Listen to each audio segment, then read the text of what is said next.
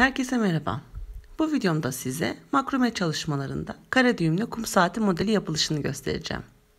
Bu çalışmada kare düğüm ve dışarıdan ip ekleyerek yapılan yatay sarma düğümü kullanacağız. Buna ilişkin yararlı olacağını düşündüğüm videoların linklerini yukarıya ekliyorum. Dilerseniz bu videolarımı da inceleyebilirsiniz. Bugün 4 mm'lik 150'şer santim uzunluğunda 8 tane ve 50'şer santim uzunluğunda 2 tane mermer renginde tek büküm pamuk makrome ipi kullanacağız. Hazırsanız hadi başlayalım. 8 tane başlangıç düğümü atın. Bu modelin kapanışı için bugün yatay bir düz çizgi oluşturacağımızdan başlangıcında da aynı şekilde yatay bir düz çizgi oluşturacağız. Bunun için kısa olan iplerden birinin ucunu en soldaki başlangıç düğümünün yanına basit bir el üstü düğümü ile bağlayın. Bu ipi sağa doğru ve makrome çubuğuna paralel olacak şekilde tutun. Bu ip sabit ipiniz olacak. İlk sıradaki ipi sabit tuttuğunuz ipin üstüne atın ve oluşan çengelin içinden ipin ucunu geçirip çekerek sabitleyin. Bu düğümü aynı ipi kullanarak tekrarlayın.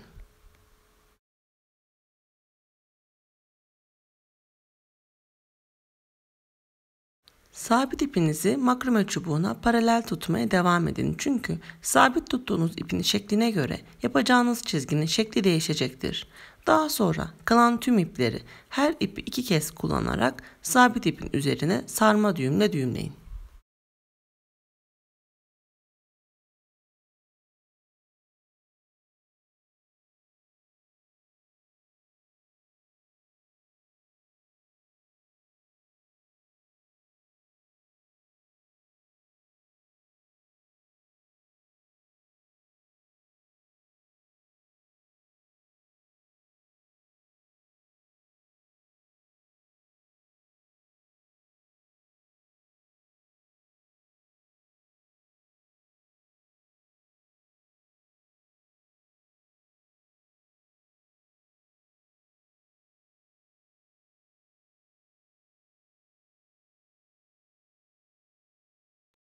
Tüm ipleri örmeyi bitirdikten sonra sabit ipin uçlarını makasla keserek kısaltın.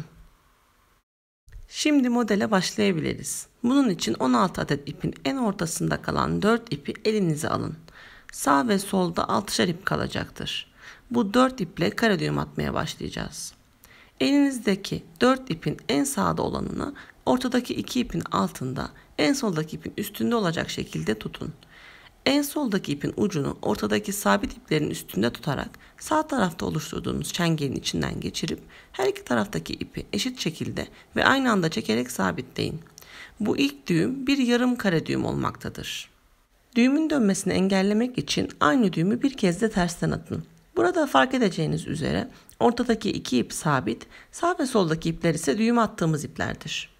İlk kare düğümden sonra ortadaki 2 sabit ipi kullanmaya devam edeceğiz. Ancak hareketli olan sağ ve soldaki ipleri bu kez birer yandan alacağız. Bu şekilde kare düğüm atarken düğümü çok sıkıp üstteki kare düğümün üstüne gelmesine neden olmayın ve sadece ilk kare düğümün altında şekil almasına izin verecek kadar sıkın.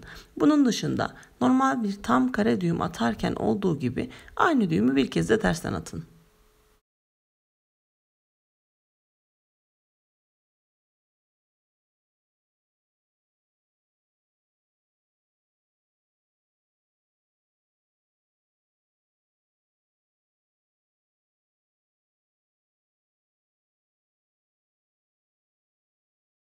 Gördüğünüz gibi kare düğüm attığınız iplerin sabit ip dışında kalanları arkada çapraz bir şekilde yerleşmeye başladı.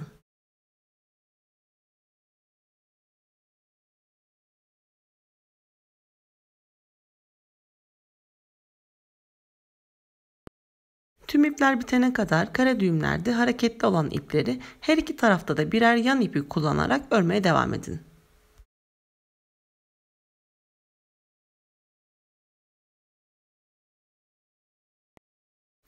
İplerin tamamı arka tarafta kaldı. Şimdi onlarla kum saatinin alt kısmını oluşturmak için hepsini sırasıyla alıp örmemiz gerekmekte. Bunun için ben bugün yatay bir çizgi oluşturmayı seçtim.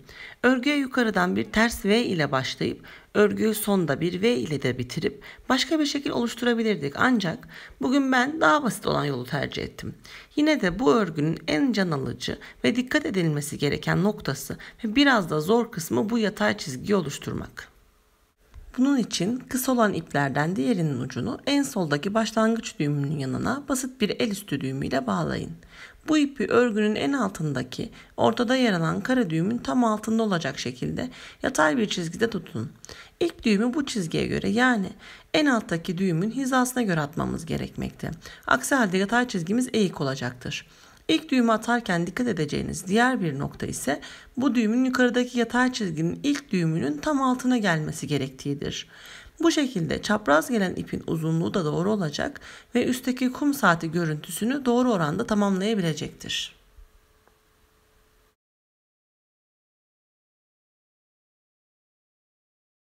Bu iki hususa dikkat ederek düğüm atacağınız ipi sabit ipin üstüne örgü ile bağladığınız sabit ip arasında kalan boşluktan geçirecek şekilde atın. İpi tekrar sabit ipin üstüne atarak altta oluşan çengelden ipin ucunu geçirip çekerek sabitleyin. İkinci ipe geçmeden ipin üstteki düğüme göre yerini ve alttaki düğüme göre hizasını da kontrol edin.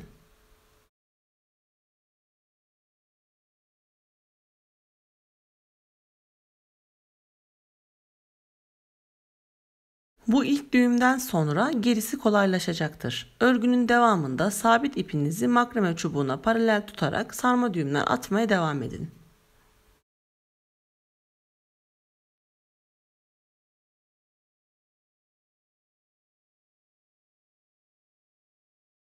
Model ancak sağ tarafta yer alan ipleri örmeye başladığınızda tam dengede duracak ve kendini göstermeye başlayacaktır. O ana kadar arkaya eğilecek, yani bundan endişelenmeyin, örmeye devam edin.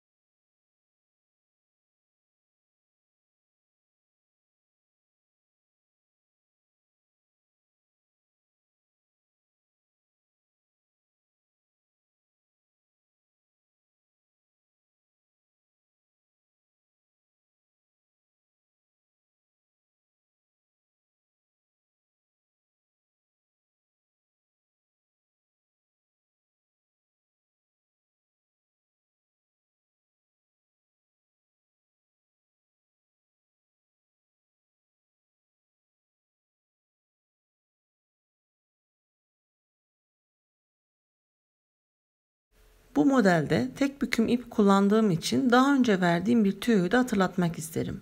Bu ipleri örerken iplerin bombe yapmaması, istediğinizden kalın görünmemesi, yani düzgün durması için örerken elimize döndürerek düğüm atmak gerekiyor. Ben bu düğümü attığımda görüldüğü üzere ipte bir bombe oluşturdu. Bunun nedeni ipin gevşemesi. Bu nedenle ipi çözüp iyice etrafında döndürüp düğümü tekrarlıyorum.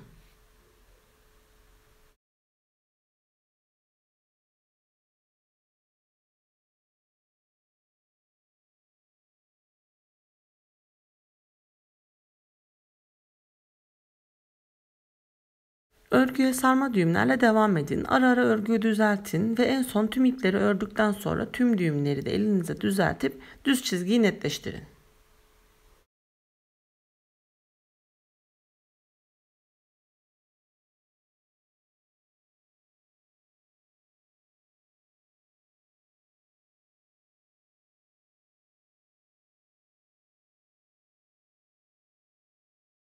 Daha sonra sabit iplerin uçlarını kısaltın. Ben modelleri anlattığım için videolarda ipleri örgünün arkasına yapıştırmıyorum. Ama siz örgünüz bittiğinde bu iplerin uçlarını sıcak silikonla, soğuk silikonla yahut tekstil yapıştırıcısıyla arka tarafa önden belli olmayacak şekilde sabitleyebilirsiniz. İzlediğiniz için çok teşekkür ederim. Videomu beğendiyseniz beğen butonuna tıklamayı ve sonraki videolardan haberdar olmak için abone olmayı unutmayın.